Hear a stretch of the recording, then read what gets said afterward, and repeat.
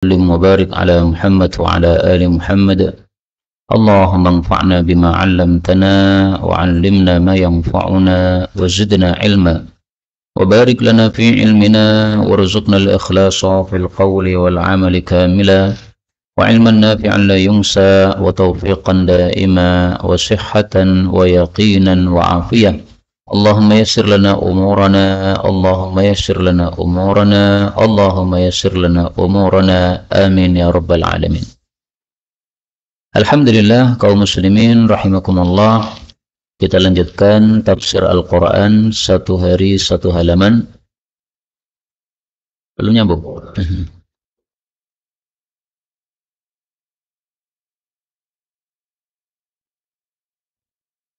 Dan kita masih membahas surah Al-An'am pada halaman 145 Mushaf Al-Quran. Bisa dibuka surah Al-An'am ayat 132 sampai 137 insyaallah ta'ala.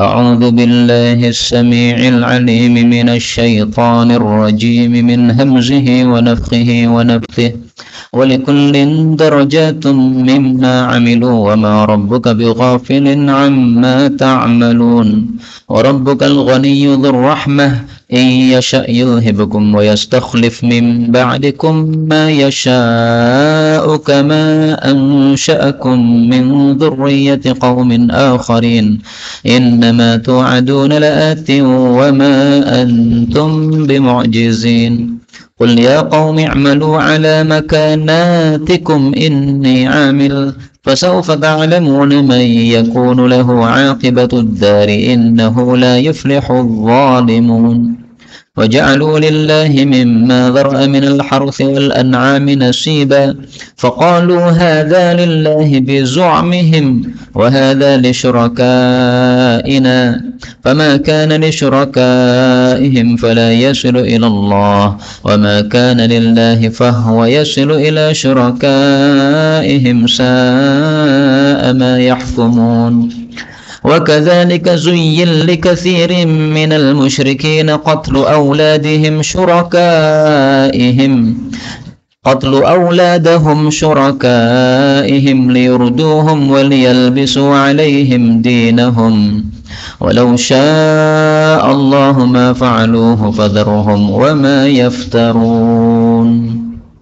Alhamdulillahi Rabbil Alamin. Allahumma arhamna bil Qur'ani amin.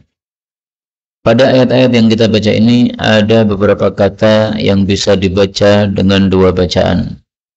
Yang pertama pada ayat 132, ya'malun boleh diganti tak menjadi ta'malun. Yang kedua pada ayat 135, maka natikum ini boleh dipanjangkan nunnya menjadi maka natikum. Kalau pendek itu mufrad, kalau panjang itu jama'. Kemudian takunu ini boleh diganti ya menjadi yakunu. Kemudian ayat 136 biza'mihim, zainnya boleh di dhammah menjadi bizu'mihim. Kemudian fahuwa seperti biasa boleh diganti sukun haknya, fahuwa. Ayat 137 zayyana boleh diganti zuyyina. Kemudian nun ketemu lam boleh idgham ya. Zayyal likathirin. Kemudian kalau dibaca zuyyina maka harus setelahnya itu dibaca qatlu. Tidak boleh qatla ya. Maka jadinya bacaannya gimana? Zuyyina likathirin minal musyrikina qatlu auladahum syurakaihim. Kemudian pada ini sudah selesai ya pada halaman ini. Inilah semuanya qiraah mutawatirah yang sumbernya dari Sayyidina Rasulullah sallallahu alaihi wasallam. Adapun tafsirnya secara ringkas, Allah mengatakan pada surah Al-An'am ayat 132. Walikullin, dan untuk masing-masing, darajatun ada derajat-derajat mimma amilu dari apa yang mereka amalkan. Wa ma rabbuka, dan tidaklah pemeliharamu bighafilin, lalai, amma ta'malun, dari apa yang mereka amalkan. Masing-masing memiliki derajat, maksudnya masing-masing orang yang beramal akan mendapatkan derajat di akhirat sesuai dengan amalnya. Kalau dia orang baik, beramal soleh, berarti derajatnya yang dimaksud adalah di dalam surga. Kalau itu adalah orang jelek, amalannya jelek, maka yang dimaksud adalah derajat di dalam neraka. Nah, derajat di surga itu semakin naik, semakin tinggi, semakin utama. Sebaliknya, kalau derajat di neraka itu semakin turun, semakin ke bawah, itu semakin dahsyat dan mengerikan siksanya. Ini tafsiran yang terkenal untuk ayat ini. Tapi kemudian Ibnu Katsir ketika menafsirkan ayat ini, dia mengatakan bisa juga. Yang dimaksud walikullin itu adalah masing-masing dari orang-orang kafir dari kalangan jin maupun manusia. Darajatun, mendapatkan derajat-derajat, yaitu derajat-derajat siksa. Siksanya beraneka ragam, tergantung tingkah kekafirannya. Kekafirannya besar, berarti siksanya lebih besar. Kekafirannya biasa, maka siksanya pun juga biasa. Kenapa Ibnu Katsir menafsirkan dengan tafsiran yang kedua ini? Karena adanya ayat yang semakna. Yang dimaksud ayat semakna adalah surat Al-A'raf ayat 38. Qala likullin di'fun. Allah mengatakan untuk masing-masing kalian penghuni neraka ada pelipat gandaan siksa. Artinya siksanya beraneka ragam sesuai dengan tingkat kekafiran dan kemaksiatannya masing-masing. Dan ayat ini, walikullin darajatun, kita temukan dalam Al-Quran diulang oleh Allah sebanyak 2 kali. Pertama pada surat Al-An'am ayat 132 ini, yang kedua pada surat Al-Ahqaf ayat 19. Nah, tafsirannya sama ya. Walikullin darajatun, ini bisa maksudnya orang baik dan orang buruk, berarti derajat di surga dan neraka. Atau walikullin darajat, ini maksudnya orang-orang kafir saja, berarti derajatnya maksudnya tingkatan siksa. Kemudian kalimat ini, Allah tidak lalai terhadap apa yang kalian amalkan, ini berita tetapi mengandung ancaman. Jadi Allah mengancam kita, kalau kita beramal jelek, maka amal jelek kita tidak lepas dari pengawasan Allah. Karena itu maksudnya jangan beramal jelek. Karena dimanapun kita berada, Allah mengawasi kita. Nah, maka pada tahun baru 2023 ini, mari kita perbarui diri kita. Yang masih suka maksiat, maka mari kita hentikan maksiat kita. Kenapa? Allah tidak lalai dari amal kita. Ya, namanya manusia pasti punya syahwat. Nah, kalau kalah dengan syahwatnya pasti apa? Bermaksiat. Nah, kita lawan apa? Syahwat kita itu. Ayat 133, wa rabbuka, dan pemeliharamu al-ghaniyyu, zat yang maha kaya, dzur rahmah, yang memiliki rahmat. Jadi Allah itu maha kaya. Berarti sebaliknya, selain Allah itu maha fakir, maha butuh kepada Allah Subhanahu wa ta'ala. Dan itu sudah disebutkan oleh Allah secara tegas pada surat Muhammad ayat 38. Allah katakan, wallahul ghaniyyu wa antumul fuqara. Allah itu maha kaya, kalian itu semuanya fakir kepada Allah. Fakir itu butuh. Demikian juga pada surat Fatir ayat 15. Ya ayyuhan nasu antumul fuqara ilallah. Wahai manusia, semua kalian butuh, kalian fakir kepada Allah. Sementara Allah adalah al-ghaniyyul hamid, yang maha kaya, yang maha terpuji. Karena itu Allah paling suka kalau hambanya itu mengangkat tangannya berdoa. Ini paling suka. Manusia nggak pernah doa, Allah murka bukan main.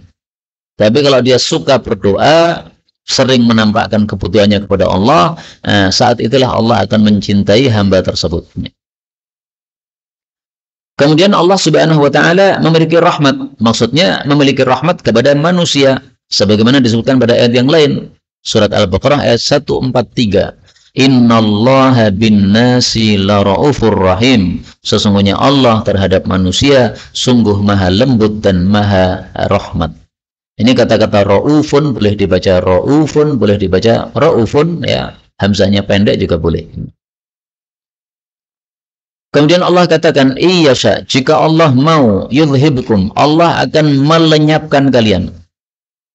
Wa yastakhlif, lalu Allah akan menggantikan min ba'dikum, setelah kalian, setelah lenyapnya kalian, ma yasha, siapapun yang Allah kehendaki, yaitu diganti dengan makhluk yang baru.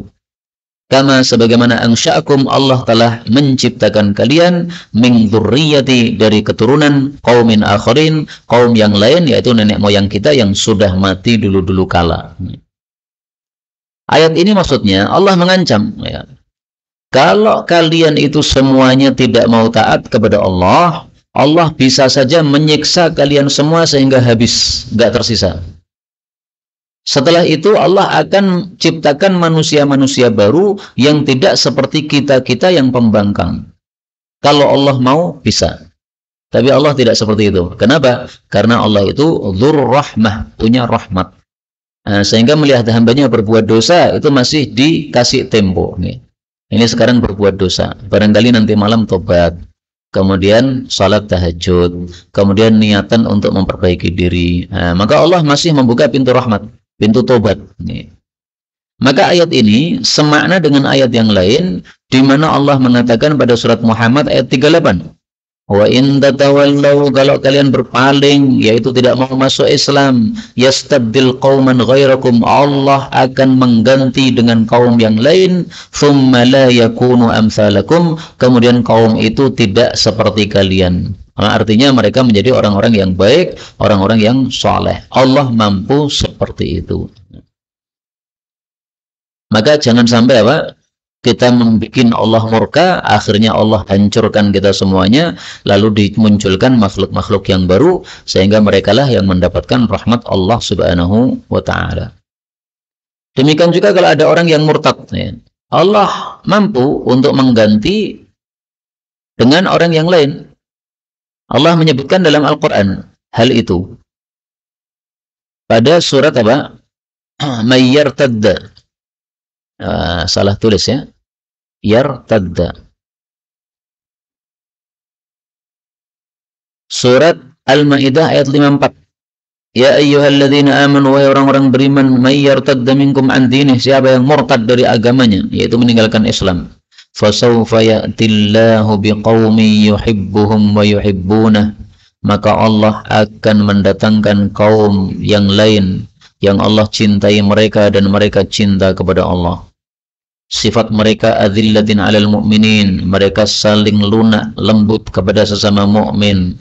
A'izzatin 'alal kafirin, mereka gagah, mereka kasar terhadap orang-orang kafir. Nah, ini adalah semakna dengan ayat yang kita baca tadi, yaitu Allah akan mampu mengganti, Allah mampu untuk mengganti makhluk-makhluk yang lain yang lebih baik daripada makhluk-makhluk sebelumnya. Kemudian ayat 134, inna, sesungguhnya, ma tu'aduna, apa yang kalian dijanji, la'atin, sungguh pasti datang. Wa ma antum, dan kalian tidak akan bimu'jizin, bisa melemahkan Allah Subhanahu wa ta'ala. Maksudnya semua yang dijanjikan oleh Allah pasti akan muncul. Misalnya Allah menjanjikan akan turun siksa, nah, pasti akan datang. Allah janjikan akan datang kiamat, pasti akan datang. Allah janjikan akan datang akhirat, surga neraka, pasti akan datang. Ya, semuanya pasti akan datang. Dan kalau sudah datang, ma antum bimu'jizin, kalian tidak bisa melemahkan, maksudnya tidak bisa menghalang-halangi Allah untuk melakukan kehendaknya. Allah inginkan kiamat, kita stop kiamatnya, nggak bisa.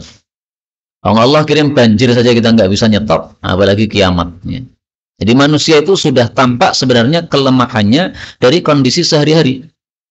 Allah kehendaki kita sakit, apakah kita bisa menolak? Nggak bisa. Buktinya, sudah datang ke apotek beli obat, diminum, masih sakit juga. Datang ke dokter, diminum obatnya, mati juga akhirnya. Berarti menunjukkan manusia tidak bisa melemahkan atau menolak kehendak Allah Subhanahu wa ta'ala.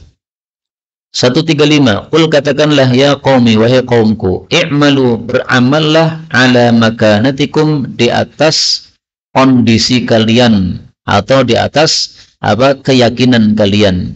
Inni amil, sesungguhnya saya pun juga beramal sesuai keyakinan saya. Fasawfa ta'lamun, maka kalian akan tahu man siapakah takunu lahu, yang ada baginya aqibatud dar, akibat yang baik di kampung akhirat. Innahu, sesungguhnya dia itu, sesungguhnya la yuflihu, tidak beruntung adz-dzalimun, orang-orang yang zalim. Maksudnya adalah Nabi disuruh bilang kepada orang-orang kafir, kalau kalian meyakini menyembah secara syirik, yaitu Tuhannya banyak, itu adalah kebenaran, ya silahkan lanjutkan. Saya juga akan melanjutkan keyakinan saya, yaitu tauhid kepada Allah Subhanahu wa ta'ala. Jadi ayat ini, ya qaumi i'malu ala makanatikum inni amil, ini sama dengan ayat yang sering kita baca, lakum dinukum waliyadin. Kamu punya agama, lanjutkan. Saya punya agama, saya lanjutkan. Artinya nggak usah saling mengganggu lah. Nabi Muhammad dakwah, mereka akan selalu mengganggu. Nabi Muhammad keliling-keliling pada saat haji supaya orang-orang mendengarkan dakwah beliau. Mereka ikut keliling di belakang beliau mengatakan, jangan dengarkan orang ini orang gila ini.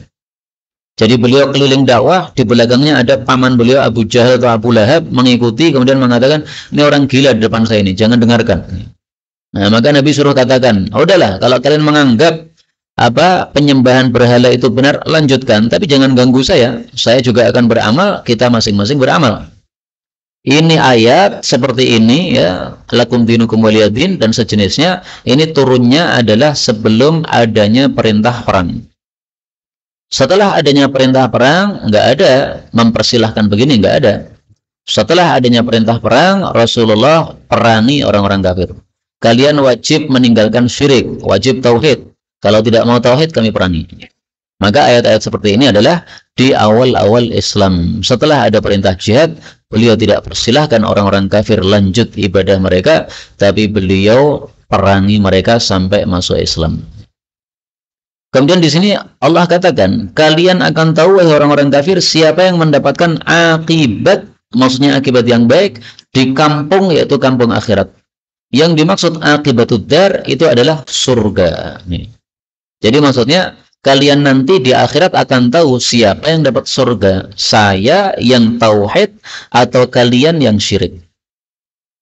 Kalau kalian dapat surga, berarti syirik itu kebenaran. Kalau saya yang masuk surga, berarti tauhid itu yang benar. Demikian tafsiran oleh sebagian para ulama. Akibatud dar ini maksudnya adalah apa? Adalah surga.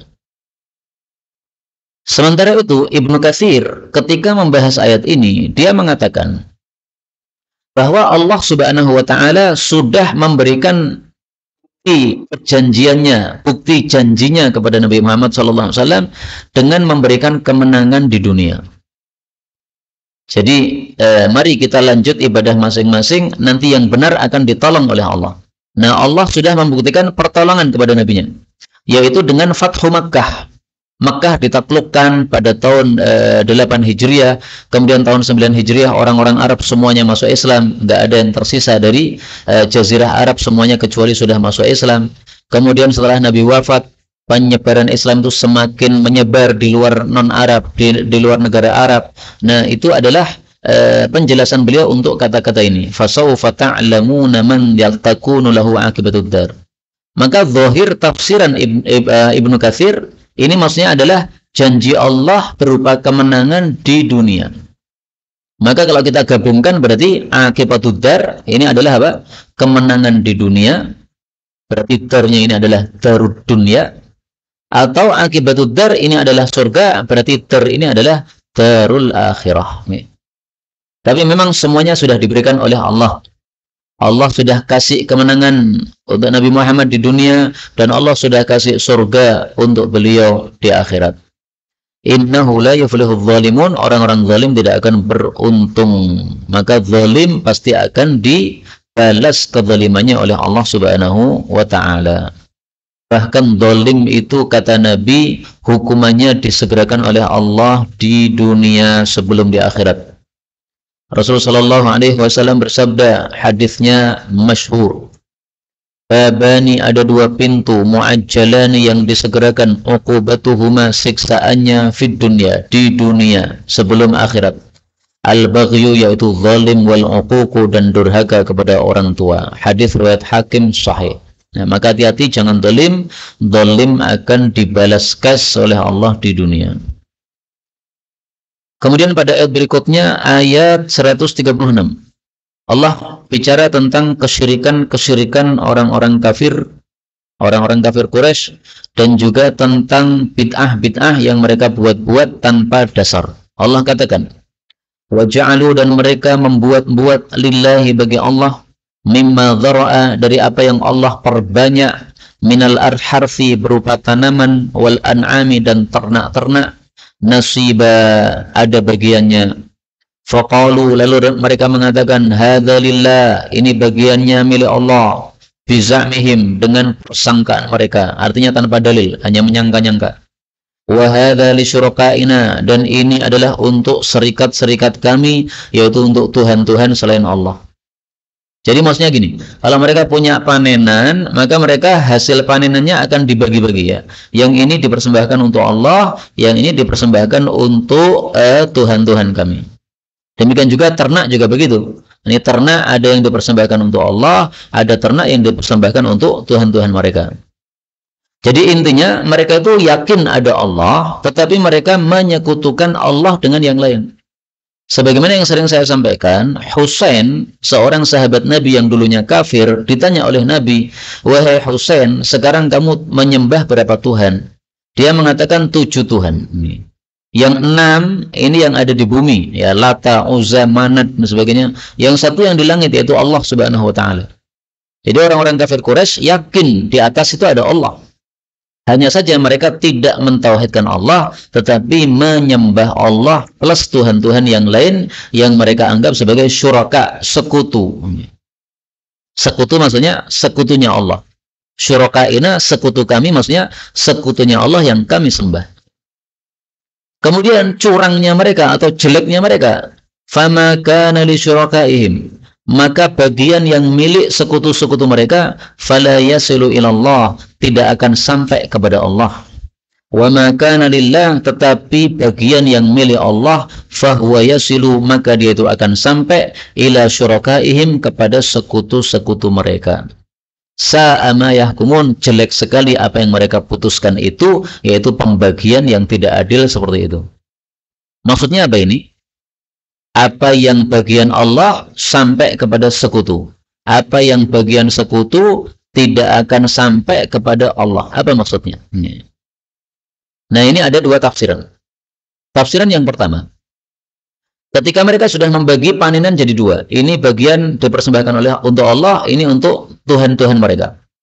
Maka kalau ada bagian yang milik Allah ini jatuh atau rontok, maka mereka akan ambil, kemudian akan digabungkan untuk yang bagiannya Tuhan-Tuhan itu. Tetapi kalau sebaliknya, yang bagian Tuhan-Tuhan ini jatuh, maka mereka tidak akan gabungkan kepada yang bagiannya Allah, tapi akan dikembalikan kepada yang bagiannya Tuhan itu. Nah, ini kan nggak adil seperti ini.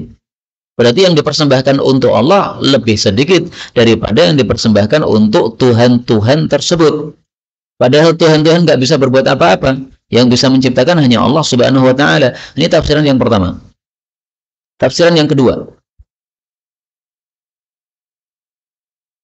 yaitu segala sesuatu yang mereka persembahkan untuk Allah, mereka tidak akan makan kecuali mereka sudah menyebut bersamanya nama-nama Tuhan. Tetapi yang dipersembahkan untuk Tuhan-Tuhan, mereka tidak akan sebut nama Allah padanya. Misalnya menyembelih kambing, dipersembahkan untuk Allah. Nah, maka mereka sebut Bismillah ketika menyembelih, ya? Tapi kemudian disebut Tuhan-Tuhan yang lain. Dengan nama Allah, dan Lata, dan Uzza, dan Manat, semua Tuhan-Tuhan 7 tadi disebutkan semuanya. Tapi kalau sedang mempersembahkan korban untuk Tuhan-Tuhan, Allah nggak pernah disebut belas. Ini khusus untuk Lata, Allah nggak diingat lagi. Nah, ini curangnya mereka atau jeleknya mereka. Jadi ringkasnya mereka melakukan dua kesalahan atau dua kekafiran. Kekafiran pertama, menyembah Tuhan yang banyak, sehingga menyekutukan Allah dengan Tuhan yang lain. Kekafiran yang kedua, mereka bikin haknya Allah lebih sedikit daripada haknya Tuhan-Tuhan yang lain. Padahal Tuhan-Tuhan itu nggak bisa berbuat apa-apa karena mereka adalah arca dari batu-batu atau dari kayu-kayu yang mereka buat sendiri. Maka Allah katakan tadi, buruk sekali apa yang mereka putuskan, yaitu pembagian yang sangat tidak adil tadi. 137. Wa kadzalika, dan seperti itulah zayyana, menghias-hiasi, likathirin minal musyrikin, untuk banyak dari kalangan orang-orang musyrik. Menghias-hiasi apa? Qatla auladihim, pembunuhan terhadap anak-anak mereka. Siapa yang menghias-hiasi itu? Syuraka'uhum, sekutu-sekutu mereka. Supaya apa? Liyurduhum, supaya membinasakan mereka. Waliyalbisu, dan supaya merancukan alaihim, atas mereka, dinahum, agama mereka. Jadi maksudnya, sebagaimana setan menghias-hiasi kepada penyembah-penyembahnya sehingga menganggap bahwasanya perbuatan maksiat itu baik, perbuatan syirik itu baik, tawaf di Ka'bah dalam keadaan telanjang itu baik, dan sebagainya, perbuatan-perbuatan jelek. Maka demikian juga sekutu-sekutu mereka yang mereka sembah itu juga menghias-hiasi kepada mereka bahwasanya membunuh anak itu baik. Membunuh anak sendiri itu dilakukan oleh orang-orang kafir. Dua macam mereka membunuh anak. Pertama, membunuh anak laki-laki. Kenapa anak laki-laki dibunuh? Karena dikhawatirkan membuat kelaparan pada manusia. Karena semakin banyak jumlah anak, nanti rezeki atau pangan semakin sedikit, maka manusia akan kelaparan. Sehingga mereka kadang-kadang membunuh anak ketika sudah jumlah tertentu. Salah satu mereka ada bernadar, kalau anak saya laki-laki sudah sampai jumlah 10, maka anak laki-laki ke-10 saya akan saya sembelih. Kenapa disembelih? Sekakean. Kalau yang kedua, mereka membunuh anak-anak perempuan. Nah, kalau membunuh anak-anak perempuan bukan karena khawatir lapar, tetapi karena dianggap sebagai aib atau cela. Anak kok cewek, cewek nggak bisa untuk perang, cewek nggak bisa untuk menambah kekuatan kabilah, maka bunuh saja. Sehingga ketika seorang wanita melahirkan anak, itu sudah dibuatkan lubang di tanah. Kemudian bu bidannya sudah siap-siap dengan tangannya itu ya. Ketika bayi lahir dilihat. Kalau cowok masukkan ke rumah. Kalau cewek maka bu bidannya tadi langsung cemplungkan bayi hidup-hidup tadi ke dalam tanah, langsung dikubur dalam keadaan hidup-hidup. Na'udzubillahi min syarri dzalik. Dua macam pembunuhan ini semuanya disebutkan dalam Al-Qur'an. Mari kita lihat. Pertama pada surat Al-An'am ayat 151. Wala taqtulu auladakum min imlaqin. Jangan membunuh anak kalian gara-gara miskin. Nahnu narzuqukum wa iyyahum. Karena kami yang memberi rezeki kalian dan juga memberi rezeki mereka. Serupa ini disebutkan pada surat Al-Isra ayat 31. Wala taqtulu auladakum khasyata imlaqin. Jangan membunuh anak karena khawatir miskin. Nahnu narzuquhum, kami kasih rezeki mereka, wa iyyakum, juga kalian. Ini maksudnya membunuh anak laki-laki. Karena anak laki-laki dibunuh alasannya karena apa? Takut miskin atau karena miskin. Antum perhatikan surat An'am ayat 151 dengan surat Isra ayat 31. Ada sedikit perbedaan. Kalau untuk surat Al-An'am, jangan membunuh anak kalian min imlaqin, gara-gara lapar. Kalau surat Isra, jangan membunuh anak kalian khasyata imlaqin, karena takut lapar. Maka para ulama mengatakan, surat Al-An'am, Allah bicara kepada orang-orang kaya. Apa? Kepada orang-orang miskin.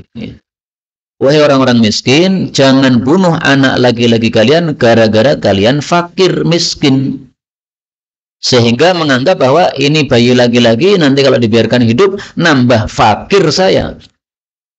Karena misalnya 1 bulan gajinya 2 juta. Tidak cukup untuk kehidupan. Kemudian nambah anak. Nah, 2 juta berarti tambah ra cukup meneh. Nah, itu pikiran orang kafir begitu. Kalau kita keyakinannya kan nggak begitu kan? Allah nambah anak untuk kita pasti disertai dengan rezeki dia. Maka sebagian teman saya mengatakan, saya alhamdulillah anak semakin banyak, rezeki semakin melimpah. Tapi saya yakin itu bukan rezeki saya. Nah, terus rezeki apa? Rezekinya anak-anak saya dititipkan oleh Allah kepada saya. Karena setiap anak lahir itu bersama rezeki. Tidak mungkin lahir tok tanpa rezeki, nggak mungkin. Nah, maka bapaknya yang menafkahi dia, berarti rezekinya pun dititipkan kepada bapak tersebut.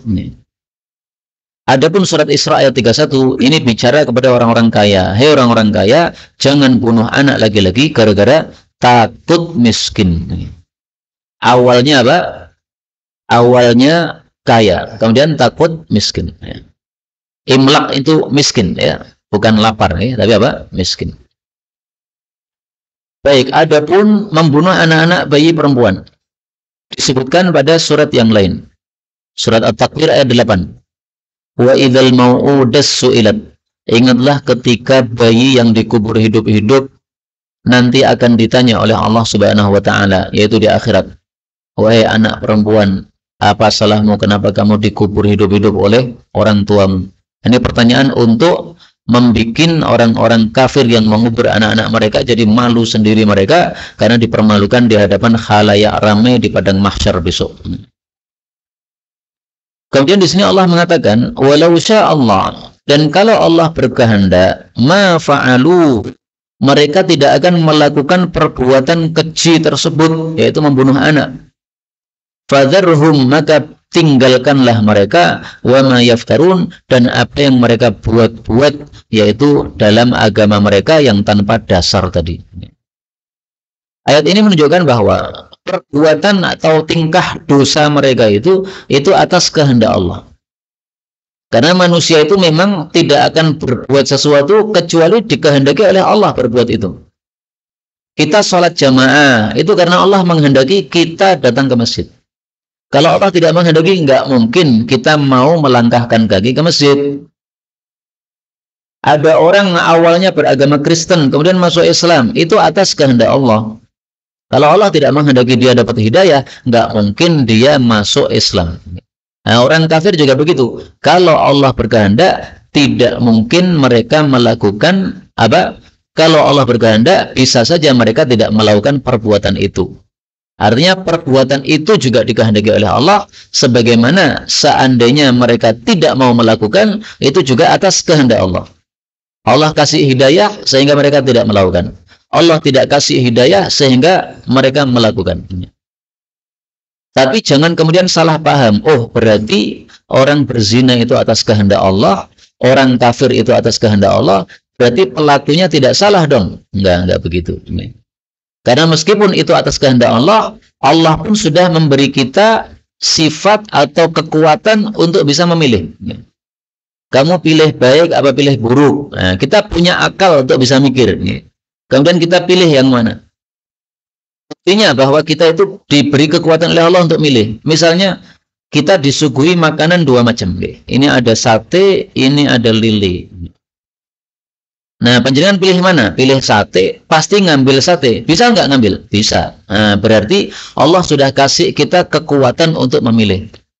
Sehingga tidak bisa dikatakan ini salahnya Allah karena atas kehendak Allah. Enggak begitu. Kehendak Allah ada 2 macam. Pertama, kehendak secara takdir. Kedua, kehendak secara syariat. Orang kafir menjadi kafir atau orang berzina menjadi berzina, itu adalah kehendak secara takdir. Allah takdirkan ada zina, Allah takdirkan ada kafir. Tapi kehendak syariat, Allah nggak mau ada zina, nggak mau. Kehendak syariat, Allah nggak mau ada kafir, nggak mau. Maka Allah turunkan Quran. Quran mengatakan, jangan kafir, jangan zina, jangan maling. Maka orang-orang yang melakukan kekafiran atau kemaksiatan, itu bukan berdasarkan kehendak Allah yang syariat tadi. Tapi berdasarkan kehendak Allah yang takdir tadi. Memang Allah menakdirkan mereka melakukan. Tapi sekali lagi, namanya orang ditakdirkan kafir, itu bukan salahnya Allah. orang ditakdirkan berzina itu bukan salahnya Allah. Karena orang sudah dikasih akal, bisa mikir, bisa milih mana agama yang benar, mana perbuatan yang baik. Ada seorang laki-laki, Pak. Istrinya kerja di Malaysia, kemudian dia tinggal di rumah mertua. Nah, karena istrinya tinggal di Malaysia, maka nggak bisa hubungan kan? Kemudian mertuanya yang laki-laki pergi ke sawah, garap sawah. Maka dia melihat mertuanya yang perempuan di rumah sendirian. Malah dilakukan perbuatan cabul kepada mertuanya. Zina sama mertuanya perempuan. Ini orang sebelum berzina kan sebenarnya bisa mikir kan? Masuk akal tidak ini? Saya tinggal di rumah mertua saya, kemudian malah berbuat tidak senonoh kepada apa? Pemilik rumah. Istrinya disuruh kerja, cari duit, malah dia enak-enak di rumah, santai-santai, malah apa? Zinai ibunya. Ini kan secara nalar nggak masuk akal begini. Sehingga kalau dia mau mikir, sebenarnya tidak akan mau melakukan. Lah kenapa melakukan? Itu gara-gara mengikuti syahwatnya saja. Maka salahnya pada dia, bukan pada Allah. Meskipun Allah mentakdirkan ada kejadian tersebut, ada. Itu atas takdir Allah. Maka ringkasnya, takdir Allah itu rahasia Allah, tidak bisa kita bertanya lebih jauh lagi. Intinya takdir Allah adalah la yus'alu amma yaf'alu wa hum yus'alun. Surat Anbiya ayat 23. Allah tidak ditanya tentang apa yang dilakukan olehnya, tetapi manusialah yang akan ditanya, disuruh bertanggung jawab terhadap amalannya. Kok kamu zina? Kenapa kamu zina? Jadi nggak bisa dikatakan apa? Loh ya Allah, kenapa engkau takdirkan zina? Nggak bisa ditanya begitu. Kenapa? Semua itu atas kebijaksanaan Allah Subhanahu wa Ta'ala. Supaya lebih paham, contohnya gini. Panjenengan membuat bakwan. Setelah bakwan jadi, maka bakwan itu ada panjenengan bagi 3. Yang satu dicakot dimakan, yang satunya disedekahkan kepada orang, yang satunya lagi dikasihkan ayam sehingga ditutuli ayam.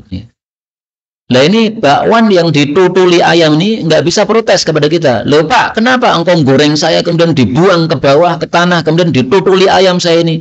Nggak memuliakan saya Anda itu. Bahwa saya dibungkus, dikasih di toko, di warung sehingga dilihat banyak orang kemudian dibeli dengan harga mahal. Itu memuliakan saya. Nggak bisa bakwan protes. Kenapa? Kita melakukan seperti itu atas kebijaksanaan kita.